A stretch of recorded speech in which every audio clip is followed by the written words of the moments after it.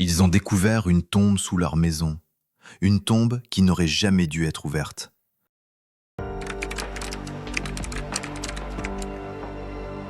En février 1901, à Lewes, en Angleterre, un ouvrier fait une découverte macabre en creusant les fondations d'une brasserie. Sous les pierres, il trouve un cercueil de plomb massif.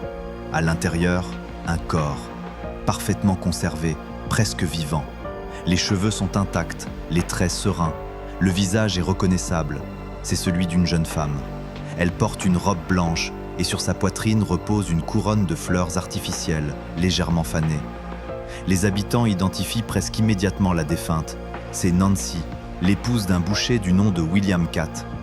Sauf que Nancy est morte de la tuberculose, 63 ans plus tôt, en 1838.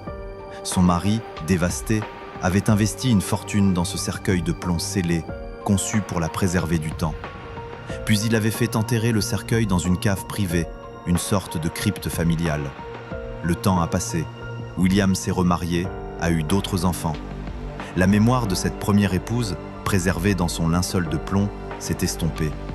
La maison a changé de main. La crypte a été oubliée, puis recouverte. Jusqu'à ce jour de 1901, où les ouvriers, ignorant tout, la mettent au jour. Le choc est total. Le corps est si bien conservé qu'il semble endormi. On appelle les descendants.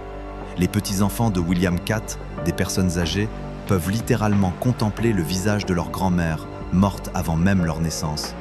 C'est une rencontre avec un fantôme de chair parfaitement intact.